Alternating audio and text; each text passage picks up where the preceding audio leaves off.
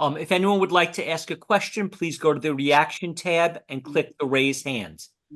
Um, in your years of working with patients, have you found any relationship between fasting and cancer? Does people who have cancer and go on long-term water fast benefit? Well, I can tell you that we've published, initially we published a case report in the British Medical Journal on the treatment of follicular lymphoma with fasting and followed by a whole plant food diet. And we did a 3-year follow-up, and now we've got a 10-year follow-up where the patient continues to be cancer-free. Since then, we've been tracking a number of patients with lymphoma. We have a case series that's now been accepted for publication. It'll be coming out in the next month or two. And we've been seeing consistent responses to lymphoma to water-only fasting and sustaining and improving improvements with a whole plant food SOS-free diet. So we believe that we now have enough data that we can justify a clinical trial, and we'll find out what the literature will say.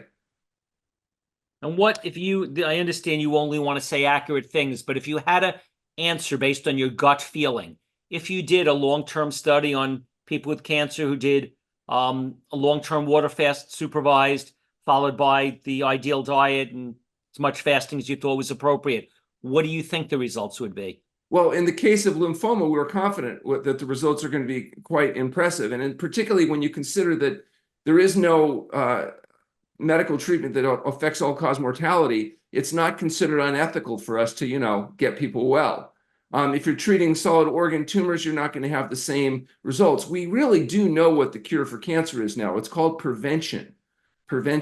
So if you really want to think about a cure, you got to think about prevention.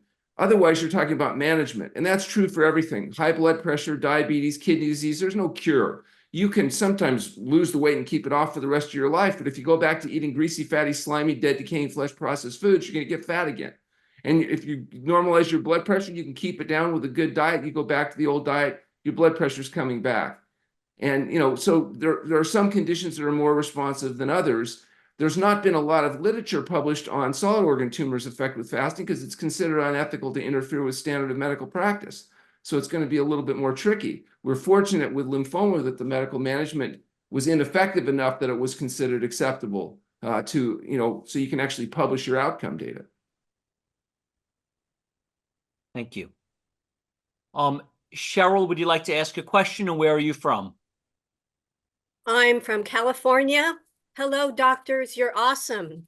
And back on the oxalates issue, if I have 0 health problems, I have never had a kidney stone, may I safely eat all kinds of high oxalate dark leafy greens like spinach, Swiss chard, kale, beet greens with reckless abandon?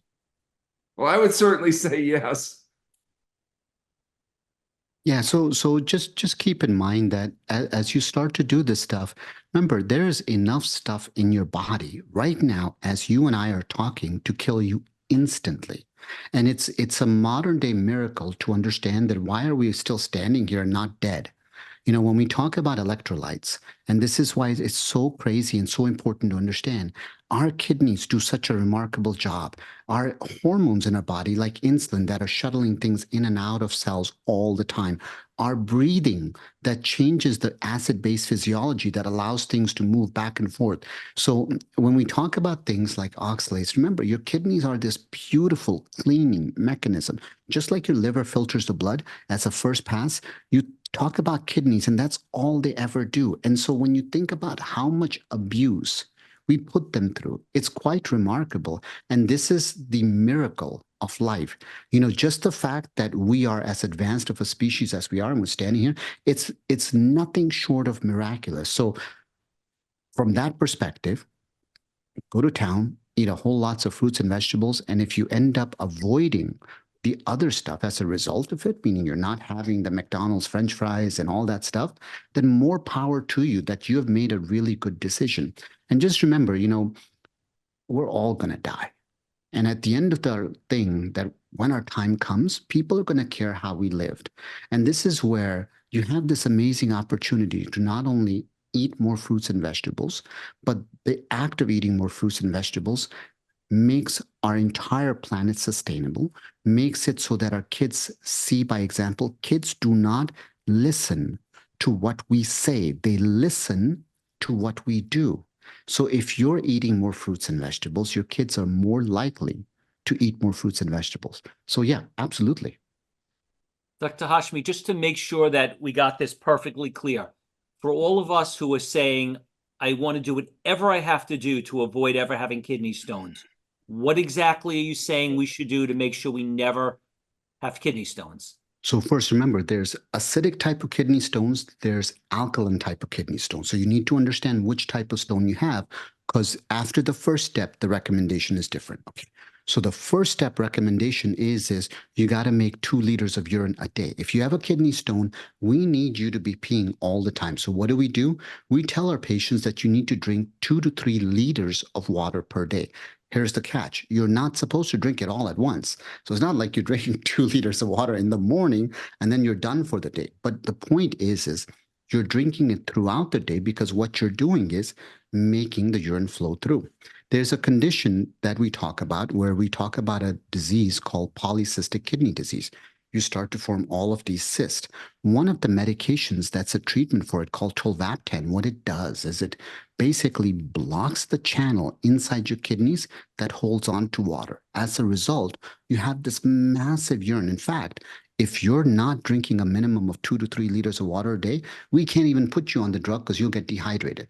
So what it does is, by having that flow, it actually helps the cyst to not grow. And in some cases, they may actually shrink a little bit. So water is the #1 treatment when we talk about kidney stones. Number 2 is if you have the acidic type of kidney stones, we talk about citrate or an alkaline diet.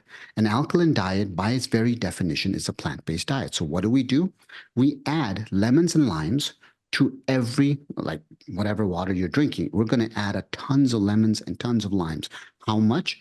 2 to 3 tablespoons, 2 to 3 times a day, sometimes 4 times a day.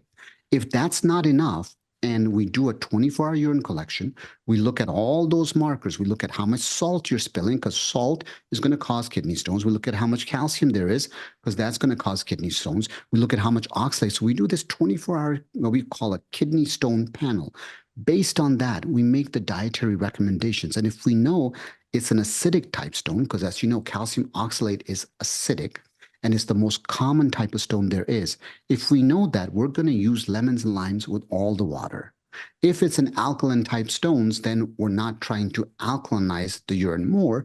We actually try to acidify the urine. So whatever type of stone it is, we want to create the opposite environment. But rule #1, you got to drink water, and not all at once. You're trying to drink it all day long because you're trying to create a river, not a stream.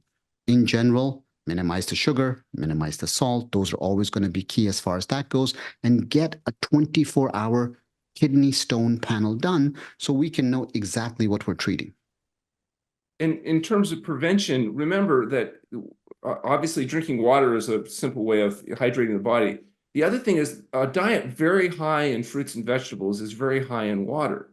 And so you'll make a lot of urine, in addition to the water you're drinking, just from the diet that you're eating, and not eating a diet that's full of salt and other things that cause kidney stones. In fact, in my experience, it's extremely rare for people eating whole plant food diets to be forming stones. And people that have had a history of forming stones generally stop having as much problem when they adopt these dietary principles. So it's actually the rare person that's on a healthy diet that's actually forming new stones. Patrick, would you like to ask a question, or where are you from? I can't mute you, Patrick. Oh yeah, go ahead. I got it. Thank you, Steve. Yes, hi, New York. Sean, you had mentioned lemons and limes in the water. Is there an alternative that you use for people with citrus allergies?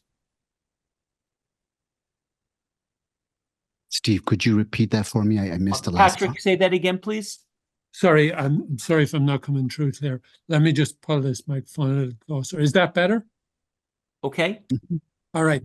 So you had mentioned, Sean, using lemons and limes to change the pH of the water. Is there an alternative that you use for people who have citrus allergies? Yeah, so remember, we can always give you potassium citrate, but generally speaking, a plant-based diet is an alkaline type diet to begin with. So the less acidic foods, meaning meats that you're having in your diet, the more alkaline you already are. The first and most important treatment is just water, not alkaline water. It's just water, because debris can't stick around and can't collect to form stones in the first place. So if you're drinking a lot of water, that is the most important thing. And if you have any issues with citrus related stuff, remember, the only reason that we don't talk about things like oranges or orange juice, because we don't like juices to begin with, but oranges, is because of the fact that there's so much vitamin C, and vitamin C will convert to oxalate. And that's why we don't go for oranges, we go for lemons and limes. And if you have a citrus allergy, we can always give you potassium citrate or potassium bicarbonate if we need to. Yeah, bicarbonate. Just for on a point there, I'm not sure if you're aware of this or not, but a lot of people with citrus allergies react to the citrate. So the citrate form of supplements. If you have a citrus allergy, you will react to those. Understood. But I don't think that's as accurate, because when we do give people potassium bicarbonate, citrate converts to bicarbonate. So you can give bicarbonate directly, or you can give citrate directly, and it will convert to bicarbonate. And at the end of the day, that is not the main form of treatment. The main form of treatment is still fluids, fluids, and fluids. Okay, so to wrap up, Dr. Hashmi, how can people follow up with you, stay in touch with you, go to your website? How do they follow your work? My website is selfprinciple.org. My YouTube channel is youtube.com/selfprinciple. You can go over there, and every week we have a live session on Fridays from 5 o'clock to 5:30, where we actually go through some new topic. And you can see on the screen right now, we just covered magnesium. We also have AMA sessions once a month, where you get to ask me anything on any topics you might have. But essentially, that's there, and it's a public service. So if you find it useful, you're welcome to go and do it.